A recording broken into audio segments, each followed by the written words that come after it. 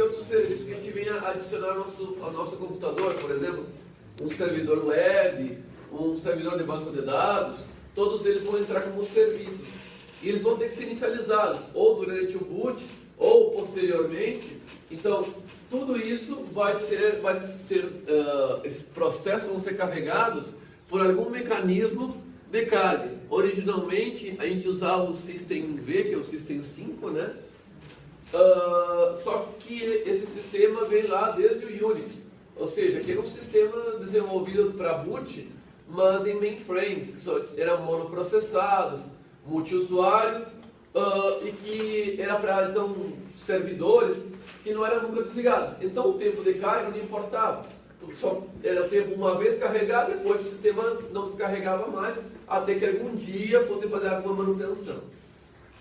Então, esse sistema se manteve até os dias de hoje. E pensem que existe uma diferença muito grande entre um mainframe, ou seja, um supercomputador, e o computador pessoal. O computador pessoal está toda hora sendo ligado e desligado, né? Então, o tempo de carregar o sistema e descarregar o sistema é relevante. Diferente de num servidor, que o tempo de carga não é tão relevante, né? Entende-se o tempo de carga mais lento para verificação de tudo, diferente de um computador que tu está toda hora ligando e desligando. Então, houve duas propostas. Teve a proposta de mecanismo de inicialização usando o sistema de Upstart, que foi desenvolvido pelo Ubuntu. Passou a ser usado por outras distribuições. No entanto, a Red Hat estava desenvolvendo um outro sistema chamado Systemd.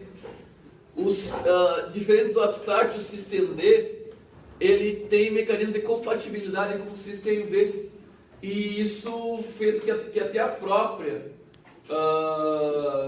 Ubuntu abandonasse o projeto de Upstart e passasse só ao Systemd.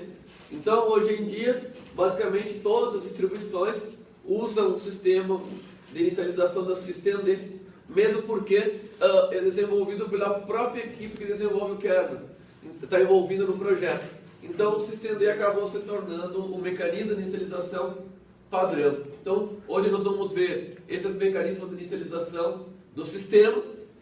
Vamos falar sobre o gerenciador de boot, especificamente o Groovy 2, porque ele não só tem recursos para inicialização com interface gráfica, a diferença de outros gerenciadores de boot como o Lilo, que é somente texto, como também ele passa a dar suporte a aplicativos UEFI para as BIOS novas, que os outros gerenciadores de boot não dão.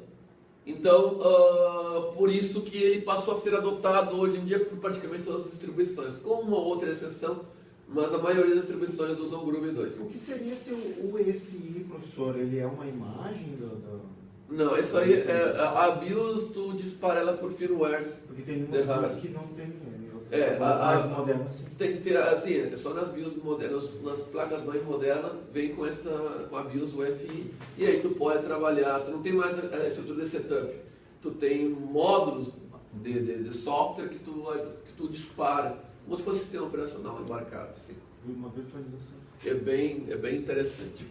Então o Groovy 2 dá suporte a isso. Então, eu posso programar diferentes tipos de boot, inclusive de aplicativos.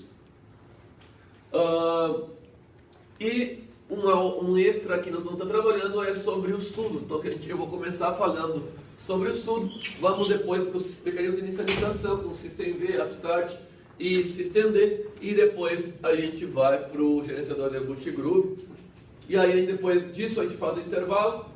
Na volta eu vou disponibilizar o exercício, e durante os exercícios eu vou dar uma corrigida em algum dos exercícios da aula passada que tenha ficado dúvida, tá? Porque era bem passo a passo. Então, se ficou alguma dúvida, você me diz, não, eu quero ver esse aqui e aquele ali, aí eu faço a correção daqueles especificamente.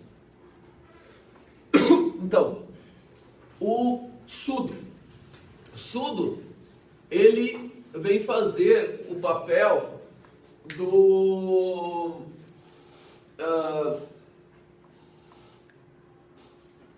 Lembra que lá no Windows, no sistema operacional Windows, nós tínhamos um sistema de controle de conta de usuário?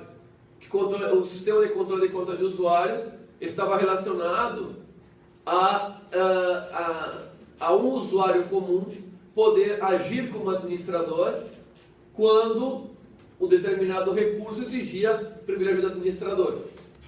Lembram disso? Então, se o usuário fazia parte do grupo de administradores, ele era administrador, mas para o sistema ele o via como um usuário comum.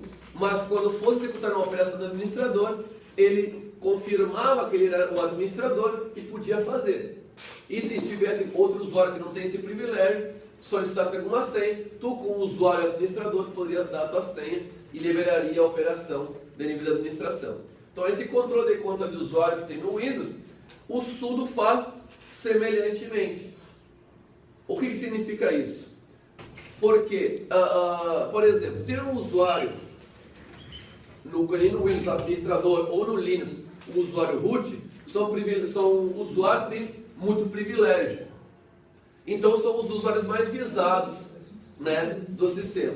Quando tu usa o sistema de sudo, ou seja, fazer como o superusuário, né, alguém que quiser atacar o próprio usuário root, que nem o usuário administrador, ele vem sem senha, ou seja, desabilitado, para que ninguém possa logar com o usuário root.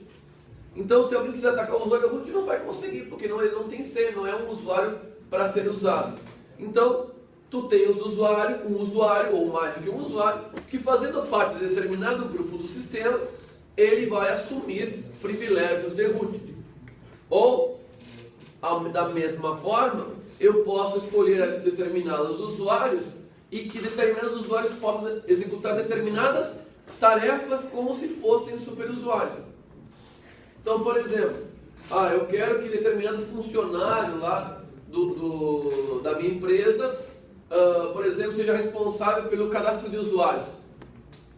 Né? Então eu posso ir lá no sistema do sudo e dizer, fulano de tal é responsável pelo cadastro de usuários. Então eu disponibilizo todos os comandos que ele pode executar como root. Então, esse usuário quando loga, se ele tiver que fazer uma operação de cadastrar usuários, ele chama o comando que eu disponibilizei no sistema e o sistema vai identificar que ele tem o privilégio de usar esse comando e ele executa somente aquele comando com o privilégio de root. Se ele tentar executar qualquer outro comando usando o sudo, o sistema vai dizer assim, tu não tem privilégio para isso. Mas aqueles comandos que eu especificar, ele vai poder fazer. Certo? Outra coisa que também a gente pode fazer com o sudo é, por exemplo, eu posso dizer que determinado usuário tem todos os privilégios para executar qualquer comando de root e tudo mais, mas somente quando estiver logado localmente. Se esse mesmo usuário se conectar à máquina de forma remota, o sistema vai negar a execução das operações como root. Ou seja, então eu posso determinar o nível para esse usuário, seja se a conexão é local ou é remota, seja para que comando, seja com que perfil ele vai ter que fazer a operação. Né? Então, isso eu consigo fazer com o sudo. Então, hoje em dia a maior parte das distribuições já vem com o sudo pré-configurado. Algumas ainda não. Né? Ou dependendo da escolha que tu faz, vou usar uma versão server, muitas vezes não vem com o sudo configurado. Então, nós vamos aprender como é que a gente configura. Então, a princípio eu tenho que instalar o sudo, se não estiver instalado no meu sistema. O Ubuntu que vocês estão usando, ele por default já usa o sudo, já vem configurado. Mas se não, vocês usariam o apt-get install sudo, ele instalaria o sudo.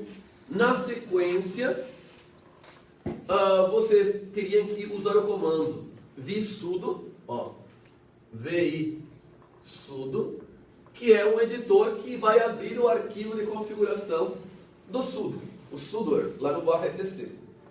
Então lá vocês vão ter um arquivo, ele já vem pré-configurado, com configuração inicial. E nesse arquivo então vai ter a configuração para o usuário root, para ele poder usar todos os comandos, e vai ter definido um grupo que tem privilégios de root. Então, se eu colocar usuários nesse grupo, esses usuários por default passam a ser administradores. Geralmente, é o grupo Windows na configuração default. No caso do Ubuntu, é o usuário